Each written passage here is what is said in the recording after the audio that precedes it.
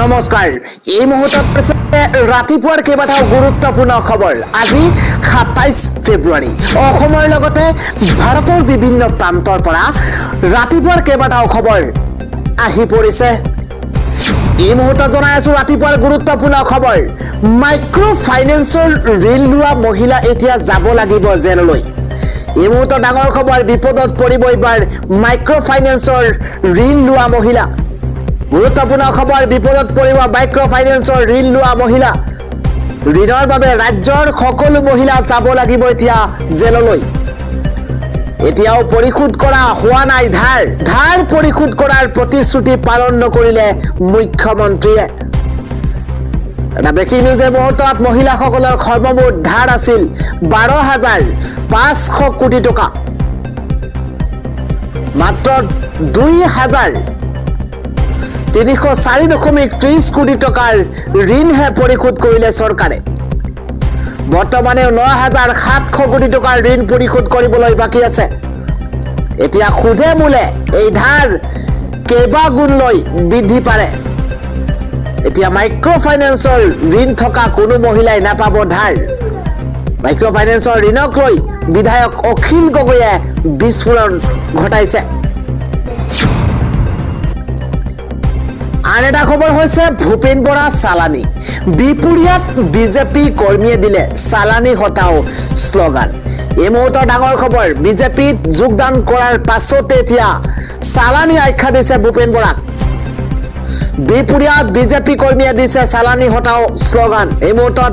Big political breaking news Bhupen বৰাক চালানী আখ্যা দি বিপুৰীয়াত এবাৰ বিজেপি কৰ্মীৰ প্ৰতিবাদ চালানী হটাও বিপুৰীয়া বচাও শ্লোগানেৰে প্ৰতিবাদ সাব্যস্ত কৰিছে বিজেপি কৰ্মীয়ে এটা বিগ ব্ৰেকিং এই মুহূৰ্তত বিপুৰীয়াত খিলঞ্জীয়া ভূমিপুত্ৰক প্ৰাৰ্থিত্ব দিয়াৰ দাবী প্ৰতিবাদী বিজেপিৰ বৰাৰ বিজেপি গমনৰ পাছত এতিয়া বিপুৰীয়া বিজেপিত অব্যাহত প্ৰতিষ্ঠান বিৰোধী ঢৌ ৰাজ্যিক বিজেপিয়ে ভূপেন বৰাক আদৰি ললেও আদৰি লোৱা নাই বিপুৰীয়াবাসীয়ে বিপুৰীয়াত ভূপেন বৰাই প্ৰাৰ্থিত্ব লাভ কৰিব বুলি চৰ্চাৰ মাজতে এই প্ৰতিক্ৰিয়া একাংশ স্থানীয় প্ৰাৰ্থিত্ব প্ৰত্যাশী ক্ষোভিত হৈ বৰ্তমানো অব্যাহত ৰাখিছে প্ৰতিবাদ দলীয় সমৰ্থকে চালানী প্ৰাৰ্থীক হাতোৱাৰ শ্লোগানেৰে কপাইছে বিপুৰীয়া সমষ্টি ভূপেন বৰাক চালানী আখ্যা দি বিপুৰীয়াত এবাৰ বিজেপি কৰ্মীৰ তীব্ৰ প্ৰতিবাদ পৰৱৰ্তী খবৰটো হৈছে মুখ্যমন্ত্ৰীৰ বিৰুদ্ধে ঘৃণামূলক ভাষণ দিয়াৰ অভিযোগত গোচৰ ৰুজু কৰা হৈছে শুনানিৰ অন্তত অসম চৰকাৰ আৰু ভাৰত চৰকাৰলৈ জাননী জাৰি কৰা হৈছে এটা ব্ৰেকিং নিউজ এই মুহূৰ্তত মুখ্যমন্ত্ৰী হিমন্ত বিশ্ব শৰ্মালৈও জাননী গুৱাহাটী উচ্চ ন্যায়ালয়ৰ মুখ্যমন্ত্ৰী হিমন্ত বিশ্ব শৰ্মালৈও জাননী জাৰি কৰিছে গুৱাহাটী উচ্চ ন্যায়ালয়ে এই মুহূৰ্তত ডাঙৰ খবৰ জনোৱাৰ চেষ্টা কৰিছে এবাৰ মুখ্যমন্ত্ৰী হিমন্ত বিশ্ব শৰ্মালৈও জাননী গুৱাহাটী উচ্চ ন্যায়ালয়ৰ জাৰি কৰিলে অসম আৰক্ষীৰ সঞ্চালক প্ৰধানলৈও ব্ৰেকিং নিউজ দুসপ্তাহৰ পাছত গোচৰটোৰ পৰৱৰ্তী শুনানিৰ দিন ধাৰ্য এবাৰ ন্যায়ালয়ৰ ঘৃণামূলক ভাষণ দিয়াৰ অভিযোগত গুৱাহাটী উচ্চ ন্যায়ালয়ত শুনানি মুখ্যমন্ত্ৰীৰ বিৰুদ্ধে ঘৃণামূলক ভাষণ দিয়াৰ অভিযোগ উত্থাপন হৈছে আন এটা খবৰ হৈছে আগতে মই ভাল আছিলো যেতিয়া মই তেওঁৰ লগত একেলগে আছিলো ঘপককে বেয়া হলো তেওঁৰ বন্ধু বদৰুদ্দিন আজমলক 10 লাখ ভোটত ৰাইজে হেৰুৱালে যেতিয়া তেওঁ দেখিলে এবাৰ বদৰুদ্দিন আজমলক লৈ তেওঁ ৰাজনৈতিক পাখা খেল খেলিব নোৱাৰে সেই দিনাৰ পৰাই মোক লক্ষ্য কৰি লৈছে মুখ্যমন্ত্ৰী হিমন্ত বিশ্ব শৰ্মাক লৈ ৰকিবুল হুছেইনে প্ৰতিক্ৰিয়া প্ৰকাশ কৰিছে আন এটা খবৰ হৈছে 5 মাহৰ অন্ততে ৰাজ্যত আৰম্ভ হৈছে প্ৰচণ্ড বৰষুণ আৰু শিলাবৃষ্টি এই মুহূৰ্তত বিগ ব্ৰেকিং আহি গৈছে শিল বৰষুণ ৰাজ্যত বিগত 5 মাহৰ অন্ততে আহি গৈছে প্ৰচণ্ড শিলাবৃষ্টি এটা ডাঙৰ খবৰ জনোৱাৰ চেষ্টা কৰিছো এটা ভাল খবৰ কিয়নো বিগত 5 মাহৰ অন্ততে ৰাজ্যত আৰম্ভ হৈছে প্ৰচণ্ড বৰষুণ আৰু শিলাবৃষ্টি অসম মেঘালয় সীমান্তৰ পশ্চিম কাৰ্বি আংলঙৰ তাপাত শিলাবৃষ্টি আৰম্ভ হৈছে বতৰ বিজ্ঞান কেন্দ্ৰৰ তৰফৰ পৰা এলাৰ্ট জাৰি কৰাৰ পাছতে দেখিবলৈ পোৱা গৈছে এতিয়া শিলা বৰষুণ খৰাঙৰ কবলত থকা এলেকাত বৰষুণৰ সৈতে আহিছে প্ৰচণ্ড ধুমুহা আপোনাৰ অঞ্চলতো বতৰ কেনেকুৱা কমেন্টত আপুনি জনাব পাৰে কাৰ্বি আংলং পশ্চিম কাৰ্বি আংলং ডিমা হাছাও লখিমপুৰ গোলাঘাট মাজুলী শিৱসাগৰ যোৰহাট ধেমাজি ডিব্ৰুগড় চৰাইদেউ তিনিচুকীয়াত বতৰে কাল ৰূপ লোৱাৰ সম্ভাৱনা আছে আন এটা খবৰ হৈছে সম্পূৰ্ণৰূপে নিষিদ্ধ হৈছে গুটখা বিড়ি চিগাৰেট সম্পূৰ্ণৰূপে বন্ধ ঘোষণা এখন ৰাজ্য এই মুহূৰ্তত ডাঙৰ খবৰ জনোৱাৰ চেষ্টা কৰিছো সম্পূৰ্ণৰূপে নিষিদ্ধ হৈছে গুটখা বিড়ি চিগাৰেটৰ বিক্ৰী কোনো দোকানতেই বিক্ৰী কৰিব নোৱাৰিব এতিয়া গুটখা জাতীয় সামগ্ৰী সকলোকে আচৰিত কৰি এই ডাঙৰ সিদ্ধান্ত গ্ৰহণ কৰিছে এখন চৰকাৰে কেপি ৰজনীগন্ধা সিগনেচাৰকে আদি কৰি চিগাৰেটৰ বিক্ৰী বন্ধ কৰা হৈছে ধপাত সেৱনকাৰীলৈ আহি পৰিছে বেয়া খবৰ এই মুহূৰ্তত উৰিষ্যা চৰকাৰৰ ধপাত আৰু পাণ মছলা সন্দৰ্ভত এক বৃহৎ সিদ্ধান্ত গ্ৰহণ কৰিছে পৰৱৰ্তী খবৰটো হৈছে পট্টা মাটিত চলিব এতিয়া উচ্ছেদ পট্টা বাতিল কৰিবলৈ জাননী জাৰি কৰা হৈছে এই মুহূৰ্তত বিগ ব্ৰেকিং গোৱালপাৰাত এইবাৰ পট্টা মাটিত চলিব উচ্ছেদ পট্টা বাতিল কৰিবলৈ জাননী জাৰি কৰা হৈছে এটা ডাঙৰ খবৰ এই মুহূৰ্তত জনোৱাৰ চেষ্টা কৰিছো দহিকটা সংৰক্ষিত বনাঞ্চলত পুনৰ চলিব প্ৰশাসনৰ উচ্ছেদ অভিযান প্ৰায় 40 ঘৰ লোকৰ বাসগৃহত চলিব চৰকাৰৰ বুলডোজাৰ ভাটিয়াপাৰাত প্ৰায় 40 ঘৰ পৰিয়ালক উচ্ছেদৰ জাননী আহি পৰিছে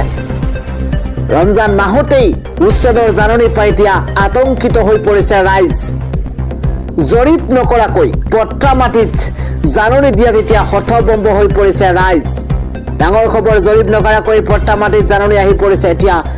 আতংকিত হৈ পৰিছে জনতা বিগত প্ৰায় 50ৰ পৰা 60 বছৰ ধৰি বসবাস কৰি আছিল এই লোকে এই জাননীক অবৈধ আখ্যা দি আইনৰ কাষ চাপিব বুলি উল্লেখ কৰা হৈছে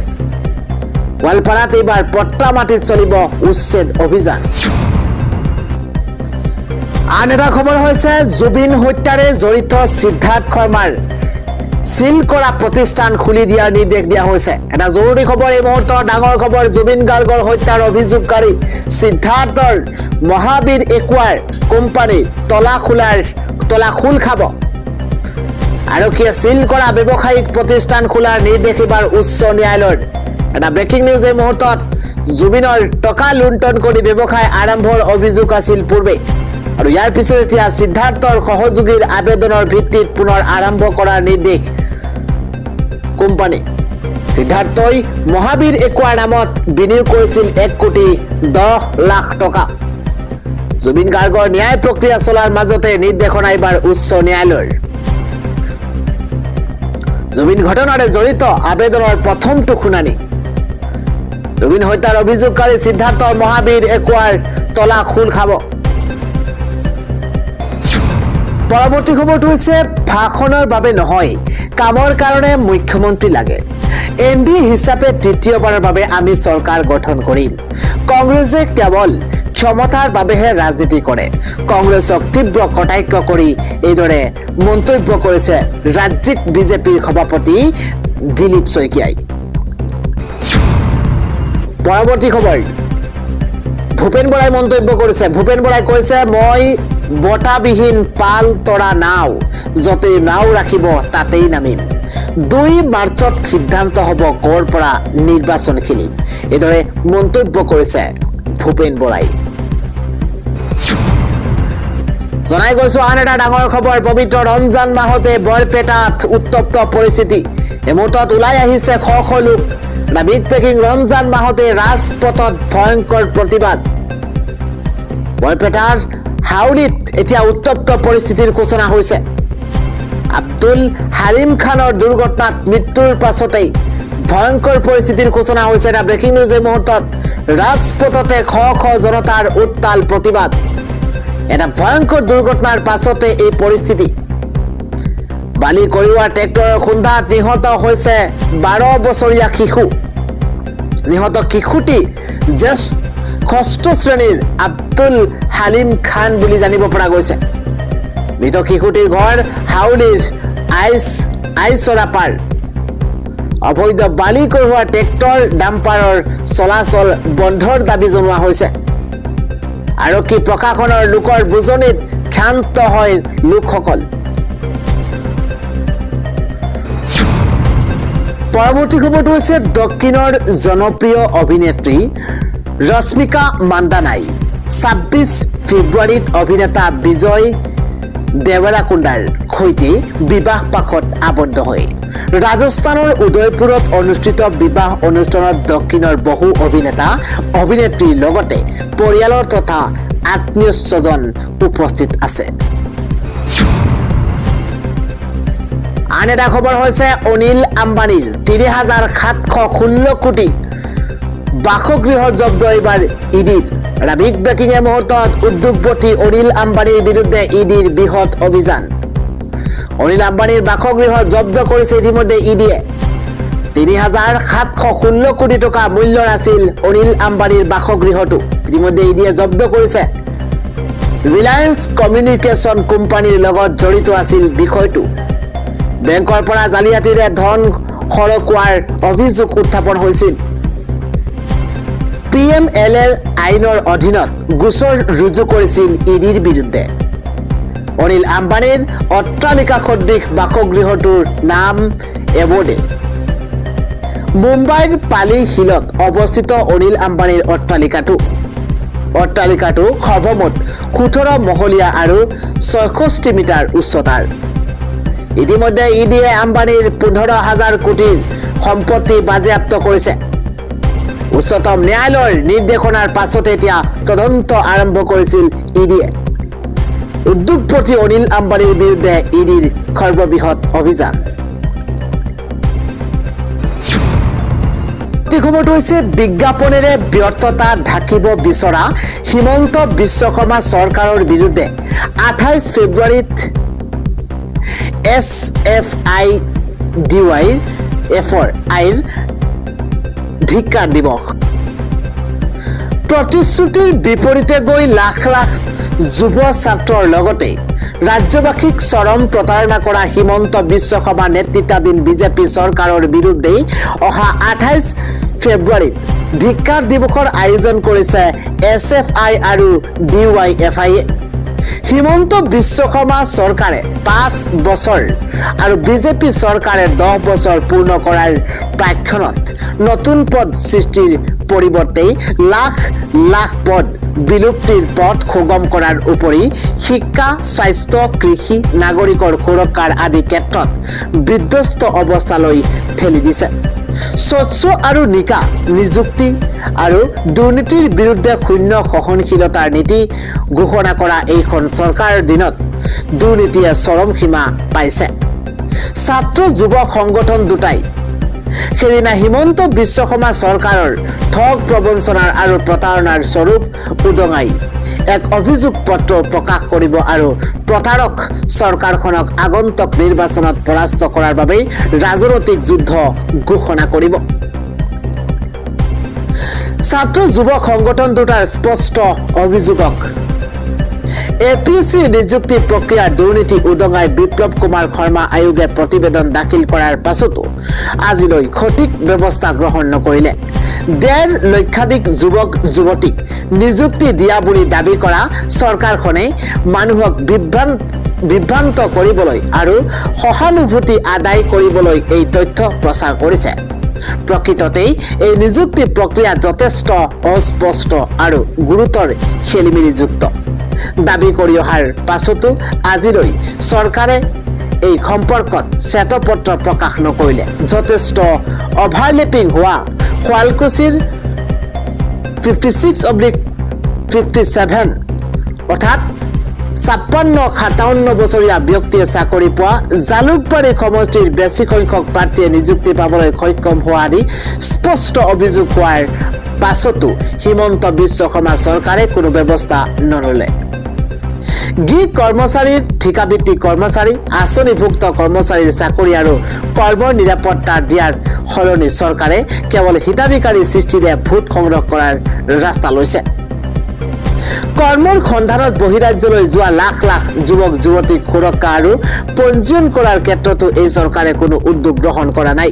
হাজাৰ হাজাৰ স্কুল বন্ধ কৰি মদৰ দোকান খোলাৰ আজব সিদ্ধান্ত লোৱা এইখন চৰকাৰে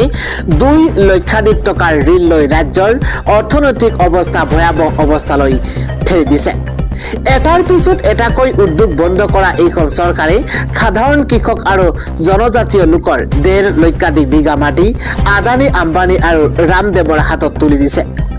5খন উন্নত ৰাজ্যৰ স্তৰলৈ উত্তৰণ প্ৰতিশ্ৰুতি দিয়া হিমন্ত বিশ্ব শৰ্মা চৰকাৰে ৰাজ্যখনক শিক্ষা স্বাস্থ্য নাৰী সুৰক্ষা আদি সকলো ক্ষেত্ৰতে তলৰ স্তৰলৈ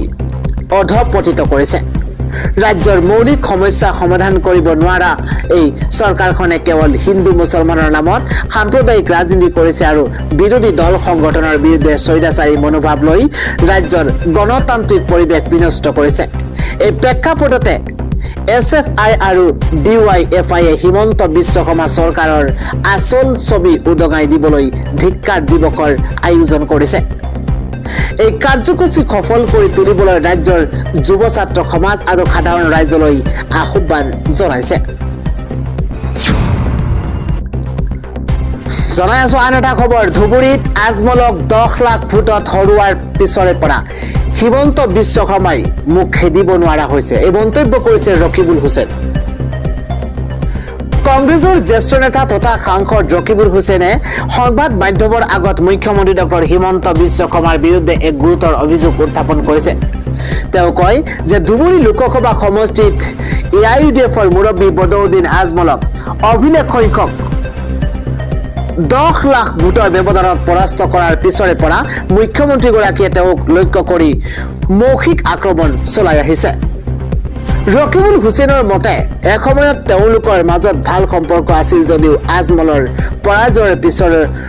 পিছত এই সমীকৰণ সলনি হৈছে। তেওঁ দাবী কৰে যে আজমলৰ পৰাজয়ৰ ফলত ৰাজ্যত ধৰ্মীয় মেৰুকৰণৰ ৰাজনীতি আৰম্ভ কৰিবলৈ অসুবিধা হোৱা বাবেই মুখ্যমন্ত্ৰীগৰাকী তেওঁৰ ওপৰত ক্ষুণ্ণ হৈ পৰিছে। ৰকিবুল হুছেইনে অধিক বিস্ফোৰক মন্তব্য কৰি কয় যে বৰ্তমান উজনি অসমত বিজেপিৰ ভেটি দুৰ্বল হৈ পৰিছে। বিশেষকৈ মৰাণ মটক আৰু চাহ জনজাতিৰ